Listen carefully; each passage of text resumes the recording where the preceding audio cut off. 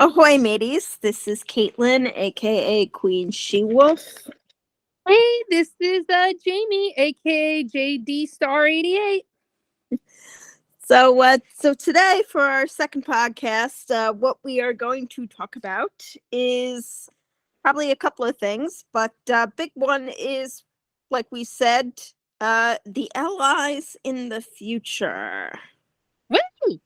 Yes. So when we did our survey a while back, and you can still find it on our Tumblr blog. You just have to dig through it.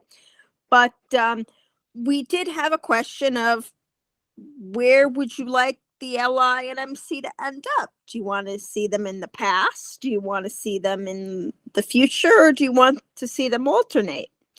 And about over half said alternate.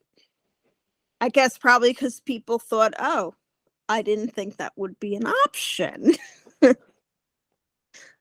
But so of course, every day I do think about, in my case, since I'm an Ed head, I do think about Ed being in the future and what he would think about it. I don't know what I would say for Charlie and Ollie, but I definitely know Ed would have some things.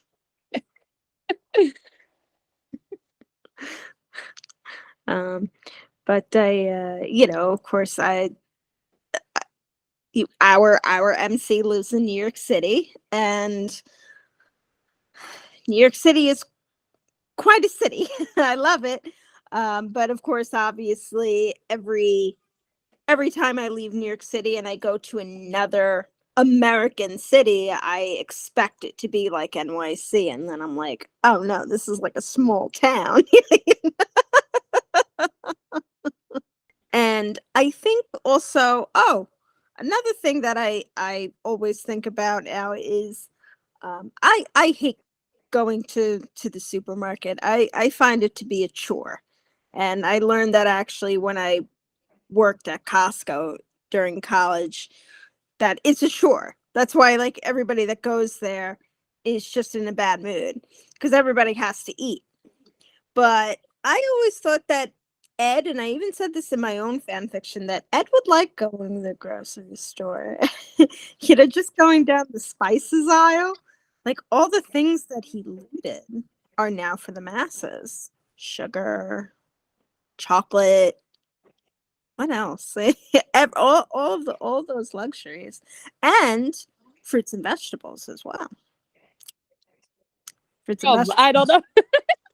Because pirates didn't have fruits and vegetables. That's why they, or just any sailor back then, that's why they got scurvy, because fruits and vegetables, I think, were either quite expensive or, but I always think that Ed managed to spend his coin on some sort of fruit every day, because if he looks like that.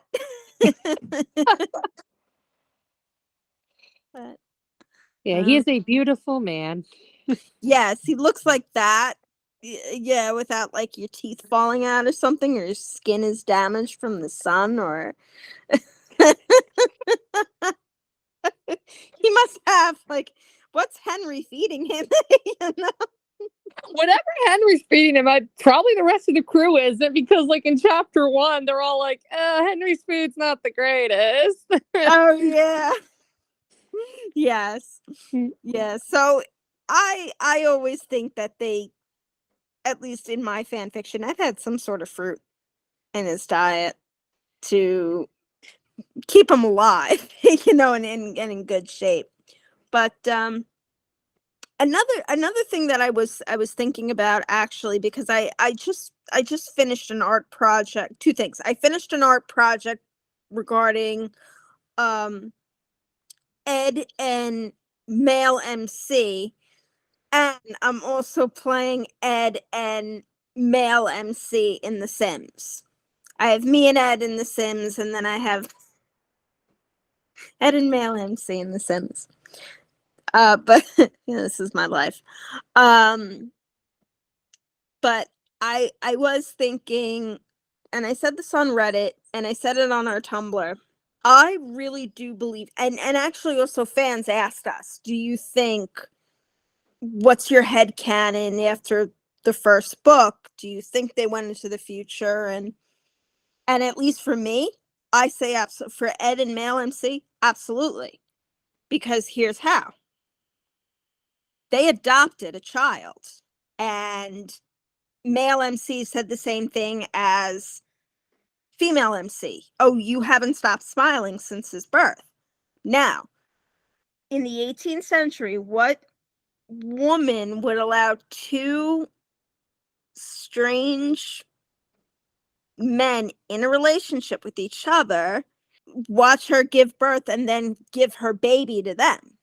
And of course somebody on Reddit said, okay, that could be true, but it could be like a girl in trouble in the village, or a crew member. And then I thought, like, okay, yeah, no, that's a great answer. But I'm like, but then you'll see what the kid looks like. Then the villagers would start whispering, like, isn't that so and so's child?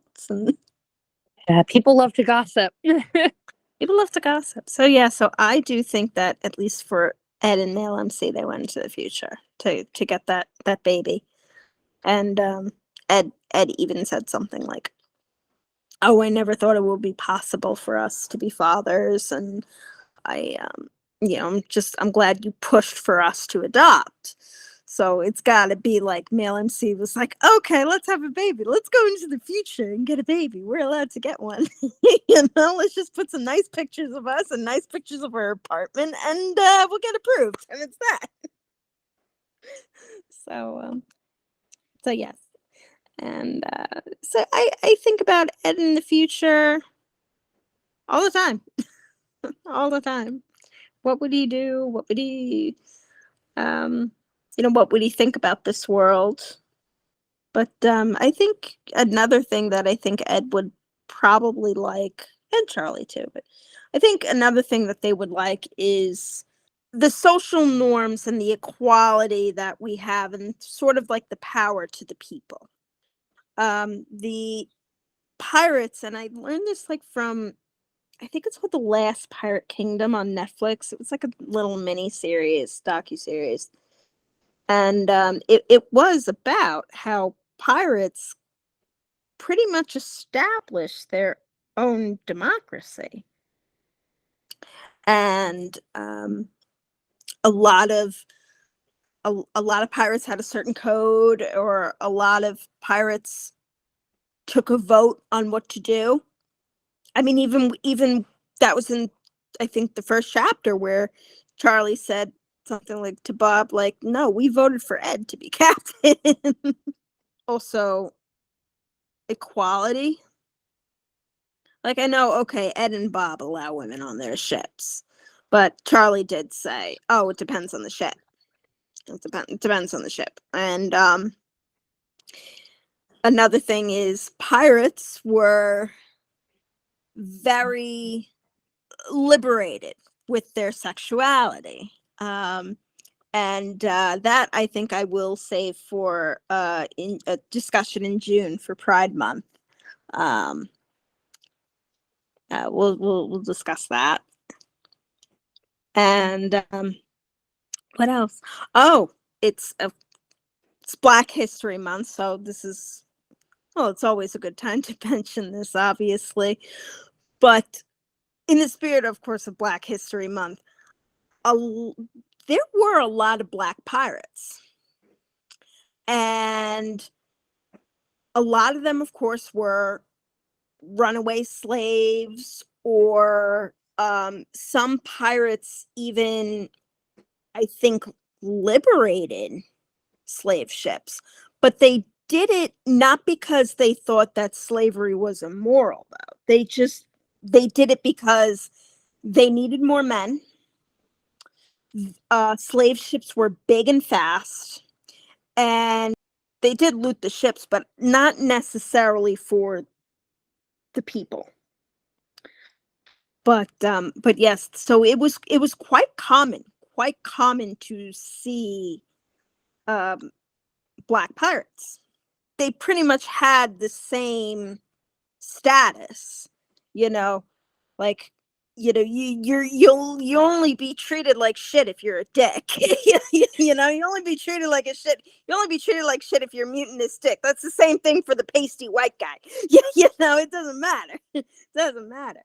So I think at least with Ed, he would enjoy it. I mean, he looks at, not to bring up politics, but he watches the State of the Union, and he sees everybody in that room was chosen by somebody, chosen by the people. Even so, it is something that I think they would like. But enough of me talking. What do you enough of me talking? What do you have to say? Well, at least I know with the history part, with it being Black History Month, I know we did post something about our Tumblr with the historical research and stuff that it may get into some darker topics, but we are definitely still trying to, I would describe our sequel historical fantasy, because like obviously, there's the fantasy aspect with time travel, but we're not gonna like not acknowledge the historical part. But so we are doing our research, we are taking that part seriously. But yeah, just be warned that there might be some difficult things to get through. Yeah, and somebody did ask, like, are there going to be like the real disturbing parts? And I said, we do have a mention of slavery, we do, but we're pretty much going to treat it like they did with A Courtesan of Rome. Like when you first played A Courtesan of Rome, there was a content warning saying like this takes place in a time where women were not treated equally. But then you read the book, but MC is really powerful, really powerful. So that's when we mention slavery, that's really what we're doing. We're not going to be giving them, we're not going to give you all of the horrible things that happened to him. We're just going to give them, they're free and they're empowered. But yes, so much research, historical research goes into this book. And yes, and I know Valentine's Day passed, and I still call Valentine's Day, even though I'm engaged, I still call Valentine's Day make single people feel like shit day. Hey, yep, that's me. It is. It is.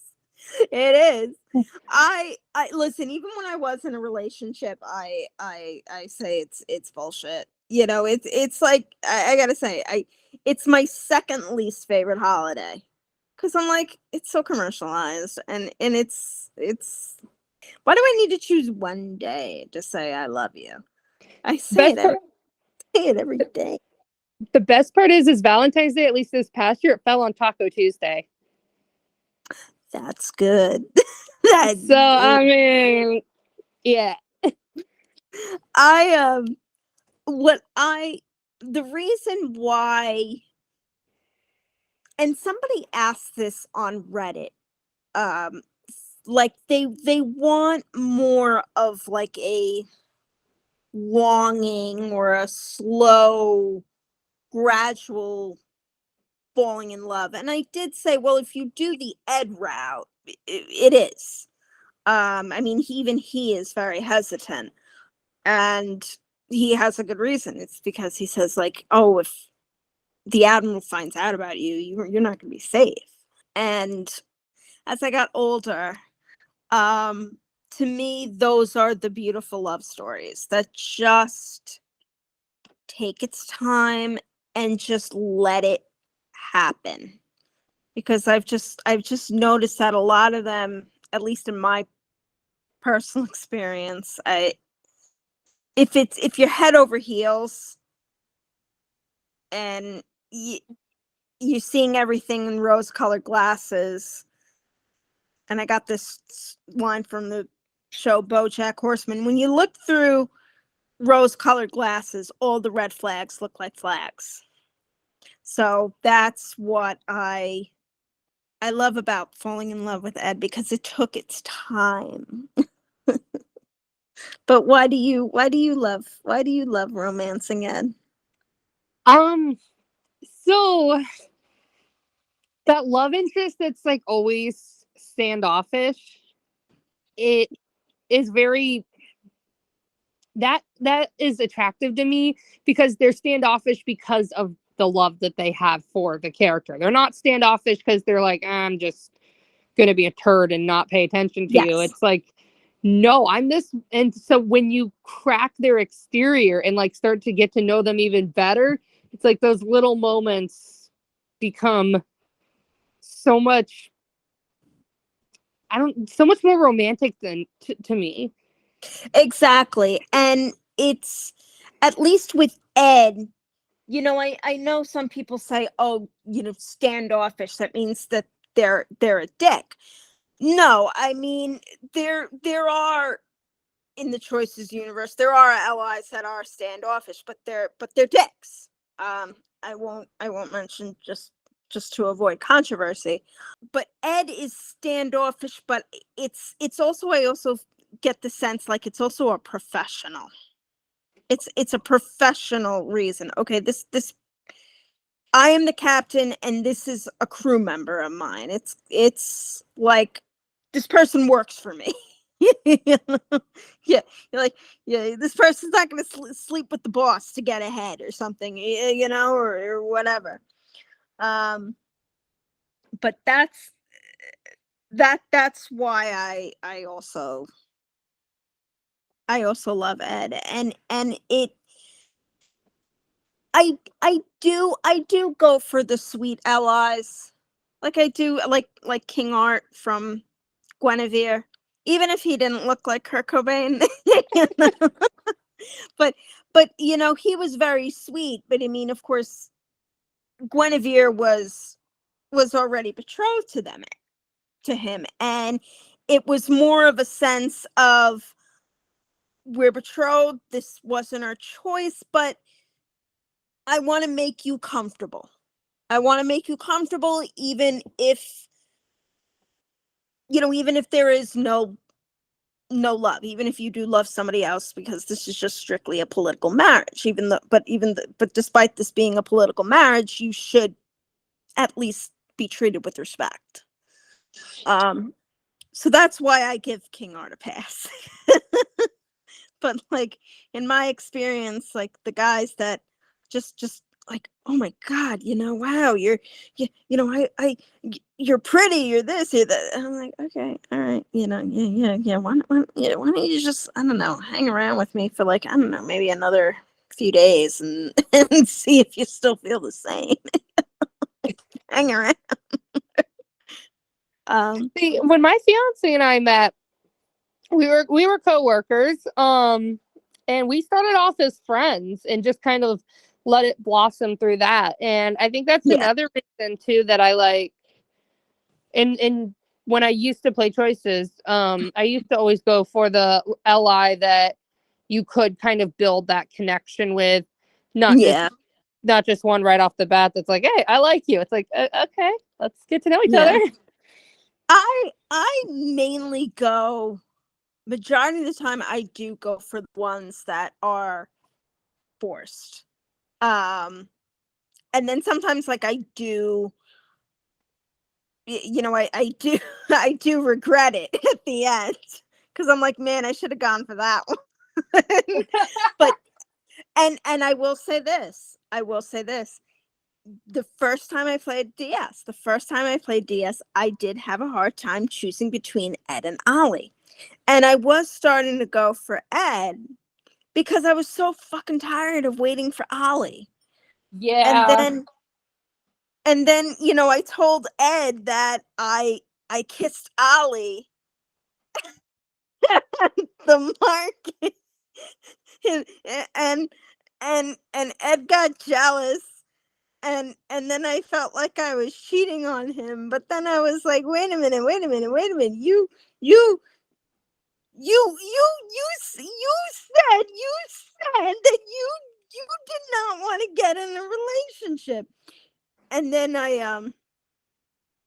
but then I just said, fuck it. I'm like, I love, because then I started playing the book, and then I'm like, where the fuck is Ollie? I'm like, I was already now in love with Ed by the time after I kissed Ollie, and Ed got pissed off with me. Dude, And that's Ollie, another reason I felt so bad for like the Oliver stands, because I'm like, they are the real MVPs holding out for Oliver, because within those first 7 chapters, you have all those diamond scenes with Edward and Charlie that it's like literally by the time Oliver comes in, you're kind of like, yeah, Oliver's here, but I'm already in love with one of these two that I've been like spending all this time with. And the Jolly Ollies, back to our survey, only, they're the small percentage. Majority of people went for Ed, and then Charlie, and then Ollie. But so the Jolly Ollies are the smallest minority, but sometimes, and we even see this in our own, I see this even in our world, the smallest minority can have the loudest voice. And of course, obviously, the Jolly Ollies come to us and they say, are we going to have time with him? And I'm like, of course, absolutely. You're going to have all this time with Ollie. In fact, actually, you're going to only be with Ollie because for logistics sake, we can't do a polyamorous route. So it's like I said in our first podcast, it's kind of going to be like the royal romance after you chose your fiance, and the choices, the choices went over, and you're just with that ally for the rest of the series. But yeah, Jolly Ollie, I always say this, Jolly Ollies got gypped. They are they're it's sad. It's sad. And Ollie, with Ollie, of course, another reason why I chose Ed was because then I'm like, well, Ollie lied to me. I'm like, well, at least Ed doesn't lie to me. So I'm going to throw it out there for the listeners and the viewers and the people coming along on this adventure with us. We know we did the survey where we asked who you romanced, but if you'd like to comment and explain to us why you picked the LI you did, I'd love to hear other people's points of view of why you fell in love with so and so. Yeah, that's great. I mean, that's I would like to hear everybody's opinion too. Like why did you choose this character? And of course, obviously there are no wrong answers, and don't have to be shy. We'll we honestly we'll probably agree with you. Like Celebrate Valentine's Day in the future. Modern sea travel. They'll go on a cruise. Go on a cruise. Yeah, they go on a cruise. The modern sea travel. I know it. Well, yeah, and MC even, I think they even saw a cruise ship. Yeah. Oh, you know what I was just thinking? Like, I was just thinking of this.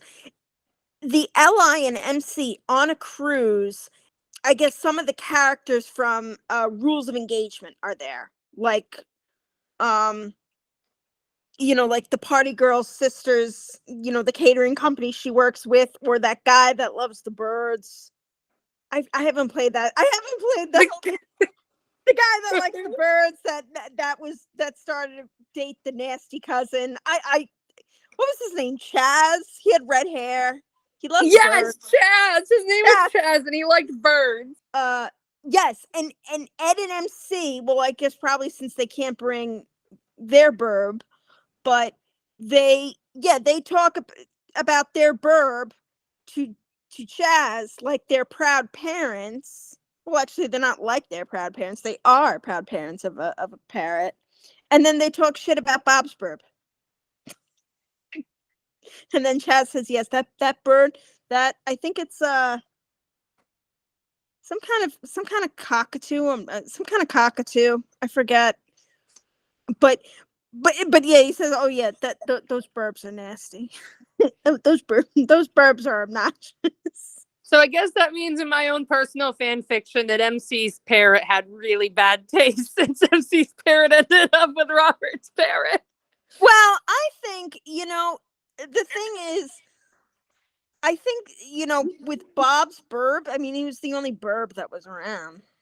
I know some people have asked. Some people are really excited about seeing Ed and MC and their child, and of course, some people are asking, are we able to customize them, or can we name them? And I just simply said, you'll see.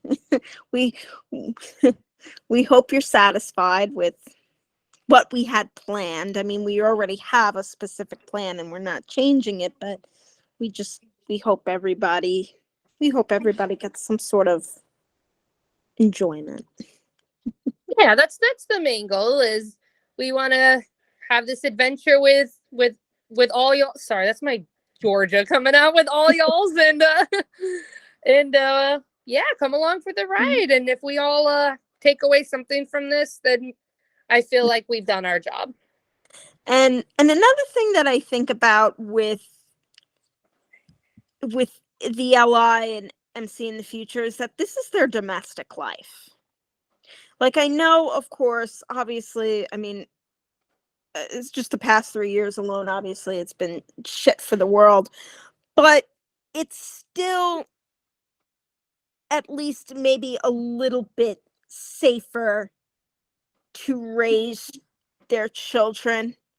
Like, if we're talking with Ed's case, Ed didn't have an education. Education was expensive.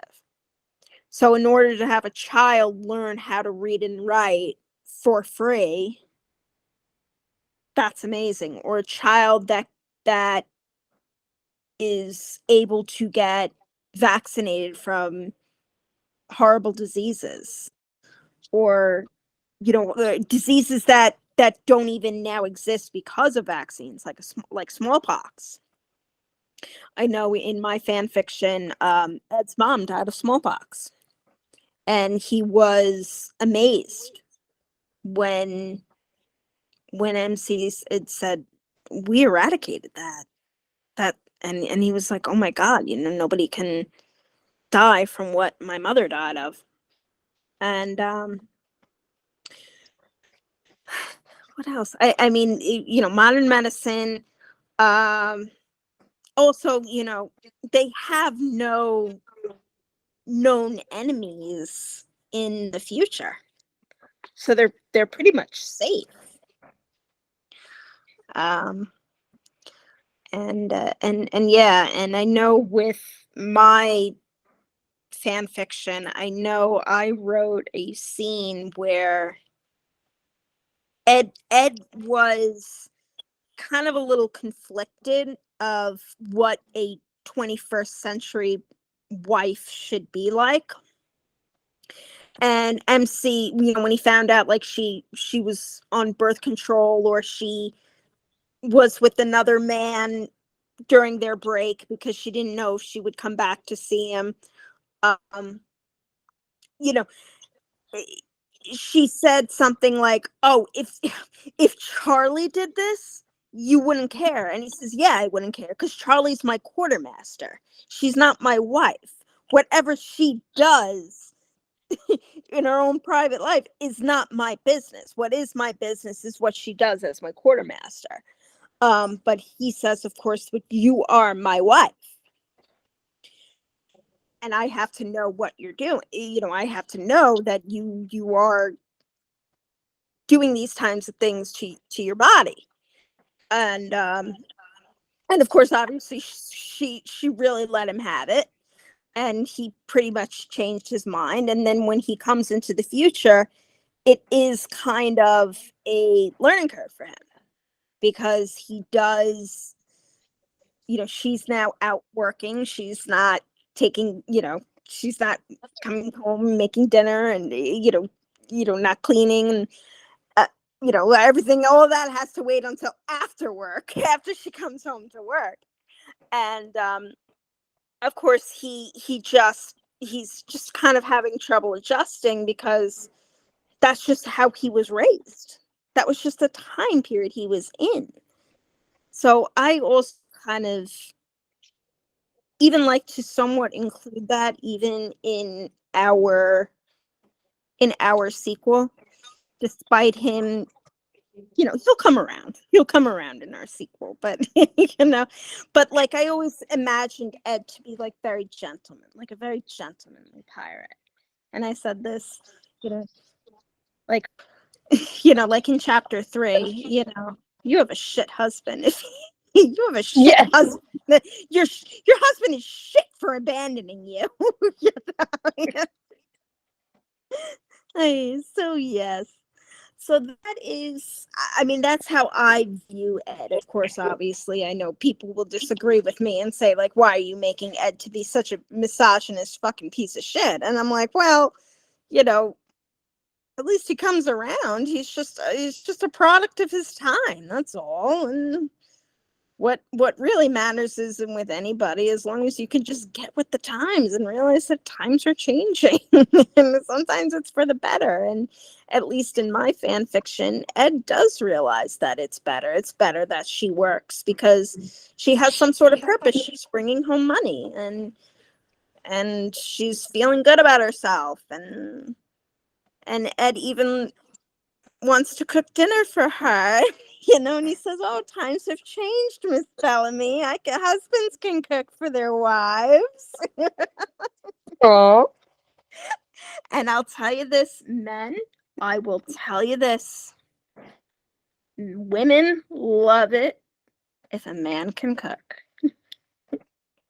Same goes, they say, a man's heart is through his stomach. Same thing with a woman.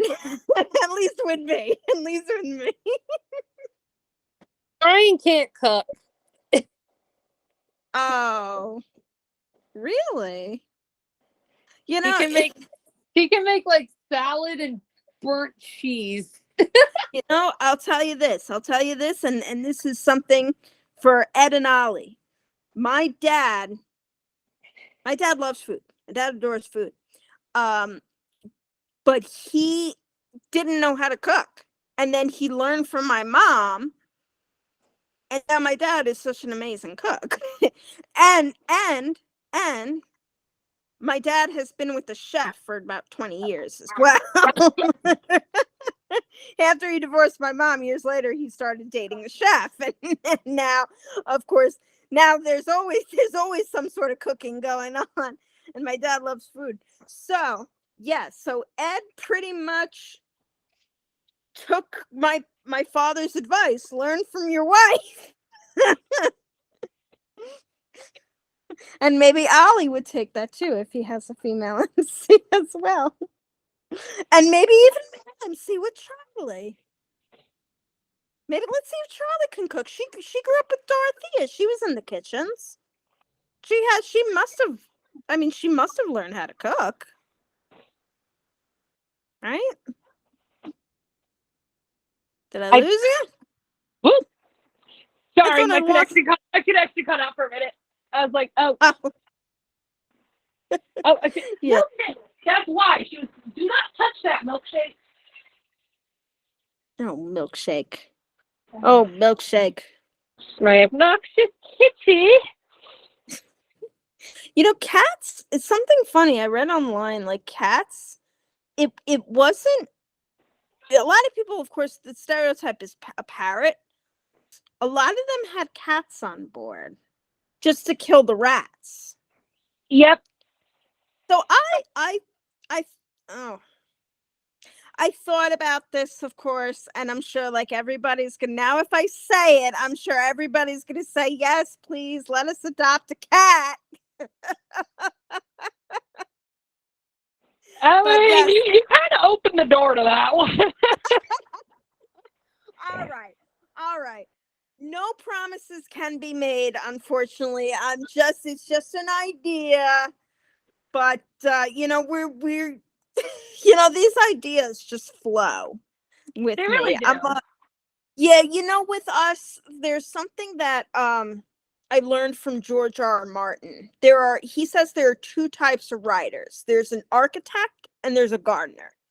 The architect is one that has everything planned out like a house. Okay, so you know where the windows are going, you know where the bathroom is, you know how many bedrooms, you know what this house is going to look like, and you just build it and you're done.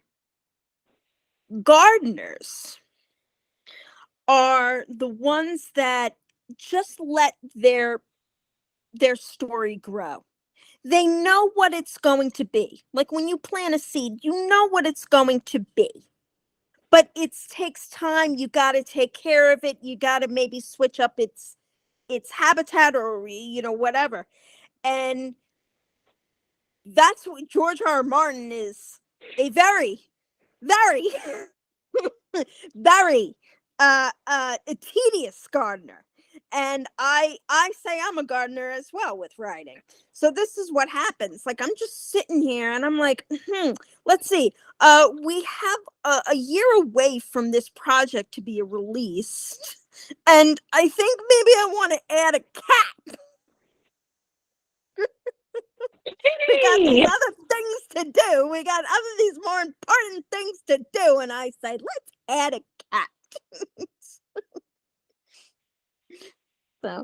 so yes. But yes, we are gardeners. We are not architects. So I think sometimes I don't know. I just feel like people get frustrated with gardeners, but I think maybe that's just because they're frustrated with the gardener named George R. R. Martin. Not the one that says the Distant Shores Project. But I what else? I always think of allies in the future, about equality and the rights that they have. And I will say, in June, I do want to save this conversation. In June, we will go deeper into homosexuality and piracy for Pride Month, but because it's going to be a big one. It's going to be a very big one. And yes. So what else? What else? Oh, I know what else I was thinking of. This is what else I was thinking of. I'm a huge Seinfeld fan. And I always imagine, I wrote in my fan fiction, like the first Seinfeld episode that MC showed Ed was the puffy shirt. T-shirt. The puffy shirt. And it was, and like even Ed said, even that look, even that is a horrible pirate look. Like nobody would take you seriously if you wore that shirt. So I imagine, and if I get better at drawing, because all of my Illustrator work I trace, and then I just shade in and do all that stuff from stock images. But if I ever get better at drawing, I should have Ed like wearing the puffy shirt. That same image that Jerry had when he walked out of the dressing room from the Today Show, that he was gonna. So yeah, start watching that show. I've like not seen Seinfeld. I will say this, in my fan fiction, Ed is quite intrigued by it when MC talks about it all the time. Because, and then Ed, in my fan fiction, Ed even notices that, oh my God, this comedy can even trace back to his time. Because think about it, even in the 18th century, guaranteed everybody had a crazy neighbor like Kramer, or there was a crazy business owner like the soup Nazi. Like maybe, I think even in chapter 7, somebody went up to Ed and said, like, Captain Edward, it's the harbor master again. he's being a pain in the ass. I'm like, that's a soup Nazi. That's Tiberon soup Nazi. So that's what's great about Seinfeld, is that I sometimes like even think like it could even sometimes wonder, like, even in the 18th century, you know, Ed would be like, oh my God, you know, oh my God, is maybe Kenny is a little bit like Kramer. Is Kenny like Kramer, or maybe. I don't no, no, I don't know. Maybe can't. I don't know. But so It's like now you have to ponder that.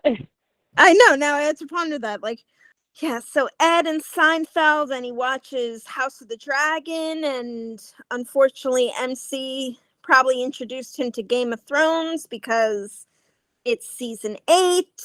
And in my personal opinion, he had to go through season 7. I wasn't a big fan of that, but yes. Yeah, I always imagine. And another thing that I always imagine them watching, Outlander. Outlander is very DS in a way. And I can always imagine MC and it saying, like, MC saying, like, oh my God, this is our story. This is so, woman time travels and meets a handsome 18th century man and falls in love with him, and then gets separated, and then comes back, and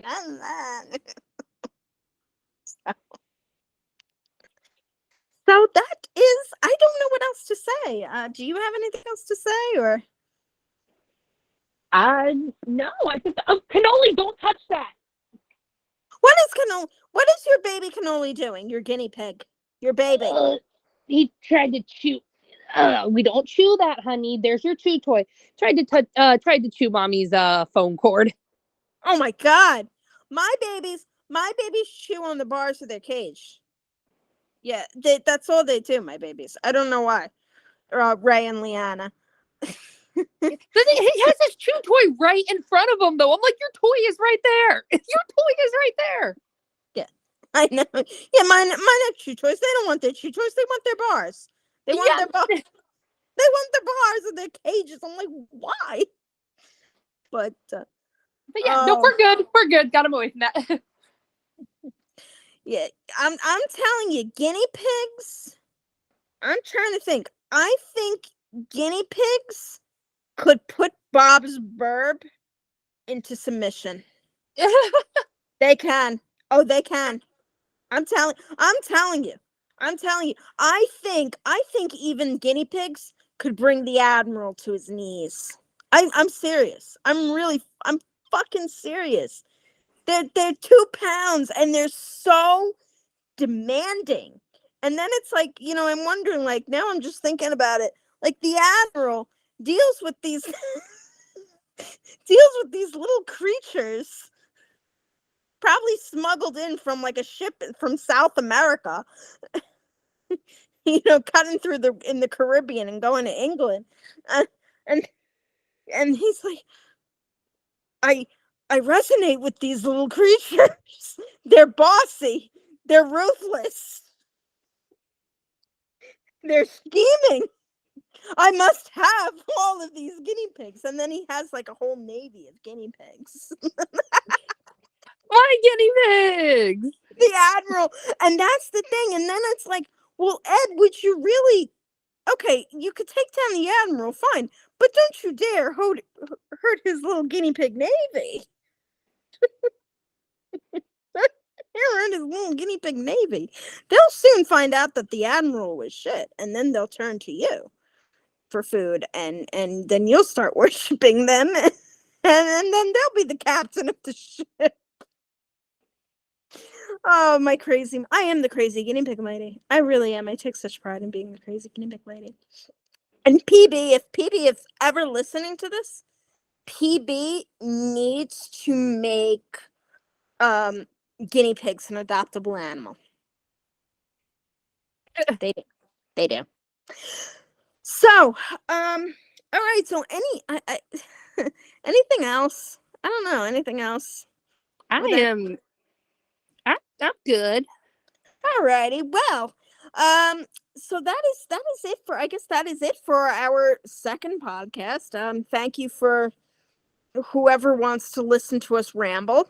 I know that's probably like maybe one or two people, but hey, we're happy to have you. We're happy to have anybody that will listen. Um, and yeah, so we will see everybody later. Yeah.